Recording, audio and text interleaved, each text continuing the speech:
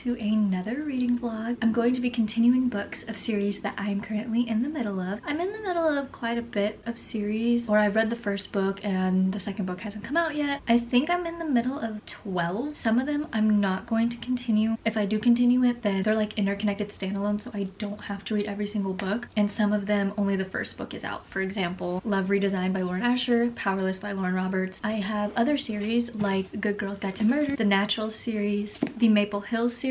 I read this one but haven't read this one. The Once Upon a Broken Heart trilogy, which for that trilogy I only have A Curse for True Love to read. And then I also have the Knock 'Em Out series, which I'm DNFing this series.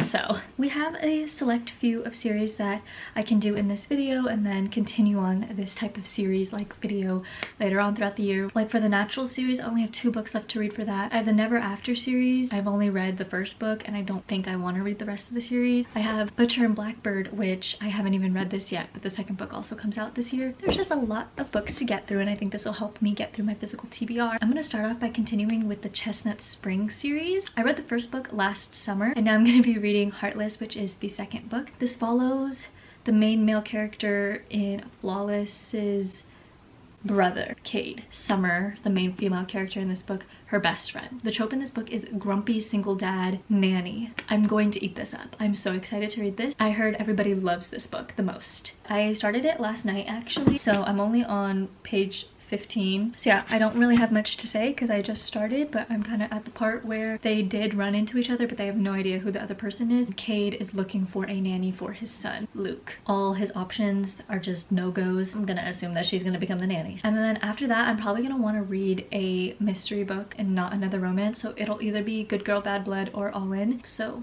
we'll see.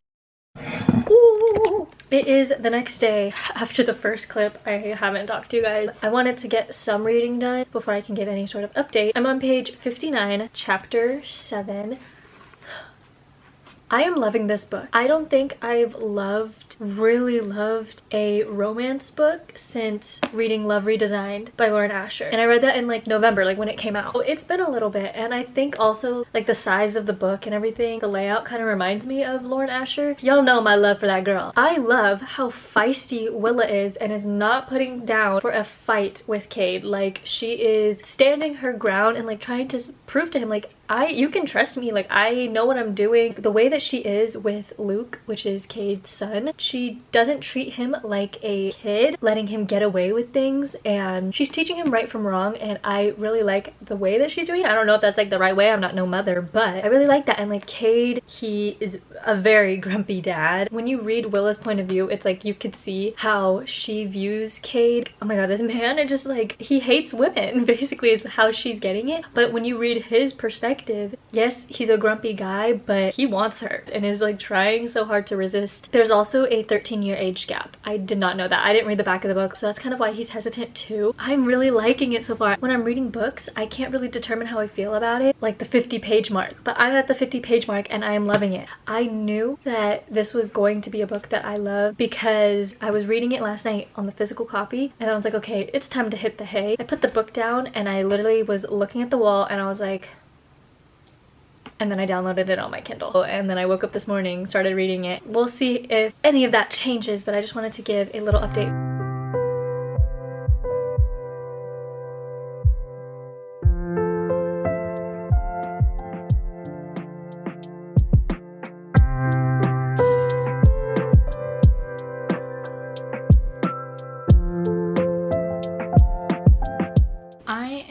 On chapter 21. I'm on page 238. I'm flying through this book. I was on like chapter 9 yesterday or something. I love when male main characters have nicknames for the female main character. His nickname for her is Red because her hair is red. Cade wakes up really early in the morning to go to work. She waits for him to leave so that she can make coffee, but he found out that she does that when like she can make it whenever she wants to. She doesn't have to wait for him to leave. So he made her coffee, prepped it for her so that when she wakes up there's coffee for her. Acts of service kills me every single time. Every single time. Luke, Cade's son, he got sick and Cade was at work when it all happened. Willa being the nanny, she was taking care of Luke while he was sick, but she really didn't know what to do. She started freaking out and she was really belittling herself that she wasn't capable of taking care of him. Cade was on the phone with her, calming her down. He said, Willa, you will not mess it up. You need to believe in yourself. You're smart, you're capable, you're determined. I know you are because you made me like you when I swore I never would. And then eventually Willa got sick and Cade was taking care of her and was like, I'm so worried about you. And like, she was just really sick and like she couldn't like do normal things, and like when she was able to do things, Cade was like, that's my girl. That's my girl. Oh my god. We are a good chunk of the way through it and they're still not together yet. The tension is more than there. Like, they both want each other. The whole reason why they're not getting together is because she's the nanny, but also he doesn't want to get too attached to her. His son get too attached to her because she's only there for the summer. Of course, but we all know that she's gonna stay there forever. It's gonna be one of those books where they get together at the end. It may seem fast, but it makes perfect sense, and like, you just have to make up their ending for them. You know that they're gonna live happily ever after. I did not think I would like this book so much. Like, I just want to sit here and binge the whole book, so I think that's what I'm going to do. Not even 5 seconds later, he is getting jealous for something that he did. Like, they're arguing right now and she is rightfully angry because she literally said F you and double F you for being jealous when you have no right. He literally told her to go out and have fun, but he didn't want her to go out. I'm just so confused because I know that he likes her. This is why I love dual point of view, because we're able to see how he actually feels about her, and he wants her so bad. Like, he wants to be in a relationship with her and everything, but he acts like he doesn't. It's so cocky. It's grumpy sunshine. Yeah, it's like playing hard to get, but you are a 30-year-old grown-ass man. Okay, I'm about to read this. It's a dirty line. She literally would just like put him on blast. He pulls her back in and he literally says, keep talking like that and I'm going to... I think I'm gonna cut that out. You keep barking at me like that and I'm gonna... What is happening? That's my girl. Oh my god. I've watched you with my son. I've watched you, period. I know in my bones that I won't want to let you go at the end of summer, but I'll take what I get because you're too fucking special to pass up. Oh my god. That chapter was all smut. Why am I crying? I have finished Heartless by Elsie Silver. Like, after I talked to you guys, sat in my bed, finished the whole entire thing. It went by so fast, I didn't even realize the plot twist of the book. I was not expecting that to happen. I don't know how I feel about that, but it happened, so what can you do? I was totally caught off guard with it. This book is making me so excited to not only read the rest of the series, but to read the second book in the Lakefront Billionaire series by Lauren Asher. The second one comes out in June, and that one is a single dad and nanny trope. I think this is my first ever single dad nanny trope that I've ever read, so I'm so excited to read this. Elsie Silver and Lauren Asher, I feel like they kind of have the same writing style. Willa does not know how to take a compliment. Yeah, there was a lot of smut, a couple chapters like back to back from both POVs. I kind of had to skip over some of them. Like, you know, sometimes you just don't want to read that type of stuff. So for my rating, I think I'm going to give it a 4.5 star. The thing that doesn't make it a 5-star for me, yes, it was an age gap, but Cade just did not shut up about the age gap. He even like used it against her, was like, you're too young, you don't have enough life experience. And I was just like, dog, like, if you love her, you love her. But overall, I really liked it. I started tabbing in the book. You guys get the gist of how I feel about it. So after finishing that, I took a little reading break and was like, okay, what am I gonna read next? My options were All In by Jennifer Lynn Barnes, Good Girl Bad Blood by Holly Jackson, Wildfire by Hannah Grace, and A Curse for True Love by Stephanie Garber. I knew that I was not gonna pick A Curse for True Love because that's gonna send me into a slump. Honestly, in the mood to start reading Wildfire, but I was like, 2 romances back to back is going to make me read slower. So it was either All In or Good Girl Bad Blood. For some reason, I'm just not in the mood to read the Natural series. Why is this series kind of long? I'm like, I know it's 4 books, but I feel like they could have just put everything in one book. I'm not gonna lie. So I was like, okay, I'm gonna read for like 45 minutes of Good Girl Bad Blood and see how I feel about it, because I know that this is gonna be fast paced. So this is the second book in the Good Girl's Guide to Murder series. Pip is doing a podcast of what happened in the first book. Somebody goes missing in this book, so she starts to investigate. It's on the anniversary date of the girl that got murdered on the first book. I'm on page 45, chapter 4, Nothing Has Happened Yet. That is your update.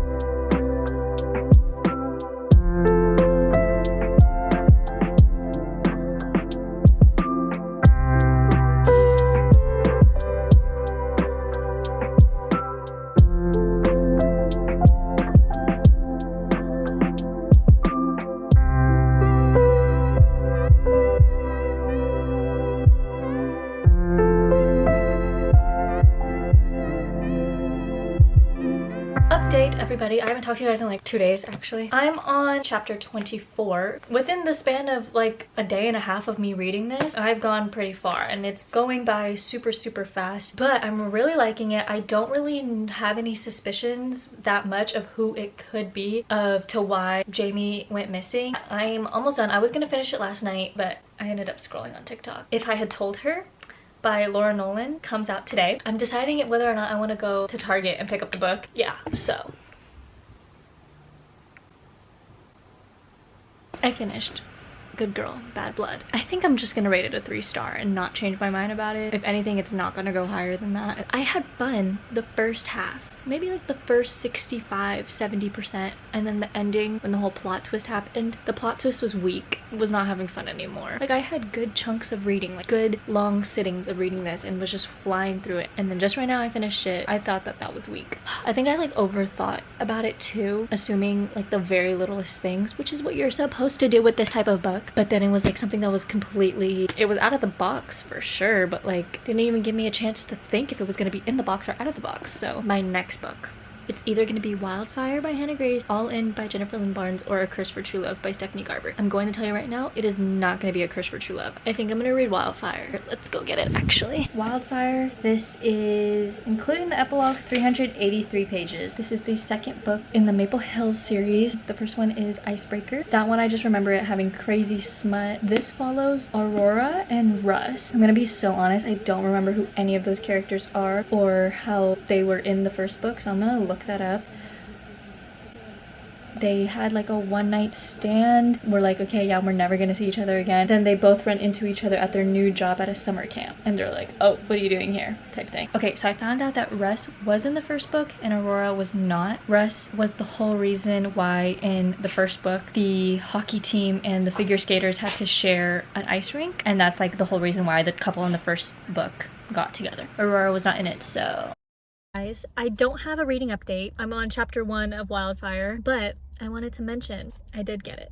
I did. This is the second book. This is If Only I Had Told Her by Laura Nolan. The first book is If He Had Been With Me. The first one is told in Autumn's perspective, and then this one's told in Finney's, but I heard that this also has like other people's perspectives in it, but I'm not sure. Oh my god, I'm gonna throw up. Oh my god, I'm gonna throw up. This book makes me feel so anxious. Yeah. There's another perspective of Jack. Jack is like one of the friends. I'm nervous. If you've read the first book, you know. If you haven't, tragic thing that happens is told at the very beginning, and then you go through a backstory of everything leading to that sad part. I do remember being very sad reading it, but it wasn't like remarkable. And, like, I cried and stuff, but then I didn't think about it for a while. Occasionally I'll think about it and then just feel my heart stop. You know what I mean? Oh. I was in Target and I read the first chapter. I didn't cry, but I just knew I need to continue reading it. It's basically childhood best friends, but they never told each other how they felt about each other. And then they go off their teenage years dating other people, seeing each other in that relationships, and like their moms are like BFFs and they're next door neighbors. It says, Jack, Finn's best friend, isn't so sure. He's seen Finn and Autumn together. How could she not know? How could she not know? And how is he supposed to support and protect Finn when heartache seems inevitable? Dude, like ever since I bought the book like an hour and a half ago, I like feel like I'm gonna throw up. I feel like extremely anxious. These types of books like I can't handle, but I'm like doing it to myself anyway. Okay, like my heart is beating out of my chest. Like I actually just need to like, I need to drive. Anxiety attack caught on camera. Oh my god. Oh my god. I don't know why. I'm actually gonna throw up. I'm so serious. I don't even know if it's because of that book. I think it's the book. We're just gonna say it's the book. Okay, I'm gonna go home before I lose my mind. Okay, it's later. It's the same day actually of when I bought this book and I was talking to you guys in the car. I've been sitting here reading this and I'm on page 135, chapter 15. Thoughts so far? I've been wanting to look at my book light. Okay, first of all, I've been wanting to update you guys, but I just kept turning the page. I haven't cried. First of all, justice for Sylvie. Finney is so beyond in love with Autumn, and the way that he knows just everything about her. He literally said, I had to tap it. My devotion to Autumn is engraved on my very being. I am in awe of her. I will sit in the stands and cheer her on in life as the most adorate admirer. I know I will always love her in the same way I know I'll always need oxygen. like. Hello. I think I'm either reading the chapter or I'm approaching the next few chapters where it's not gonna be good. Like I said, I haven't cried. I'm kind of thinking, I don't know right now if I'm gonna think this later. I feel like there could have just been one book and she could have just made the first book dual point of view. What? What? Are you for real? It goes straight to a different perspective. Oh my god. Oh my god, oh my god, wait. It is almost 1 in the morning. I have finished If Only I Had Told Her. I was not expecting to read this in one sitting. I did not shed a single tear. I did not feel anything. The parts that I did feel were for like a sliver of a second. I was like, oh, so cute how like the way Finn feels about Autumn, the way he talks about her. But then I'm like, dog, he is completely in love with Autumn while having a girlfriend of 4 years. Okay, I don't give a F if you've been in love with Autumn your whole entire life, you've known her your whole entire life. Break up with your girlfriend way before, like, or don't even be with the girlfriend like in the very first place. Like, I don't think this is a YA book, and it absolutely is. It felt like I was reading a book for 12-year-olds. I think that's why I was going through it so fast. Reading his POV ruined how I felt about him. Yeah, he really did love Sylvie in that 4-year relationship. The amount of times he was just like, just not as much as I love Autumn. Boy, like, this book was not necessary. I'm so disappointed because I was so excited for it. This probably could have just been in one book, dual point of view. And also reading Jack's POV, I did feel kind of bad for him and everything. If only I had not read this book. I'm just 2-star. I'm so sad about that. I thought I really liked Finn, but I don't really like him. Boo. Like, boo.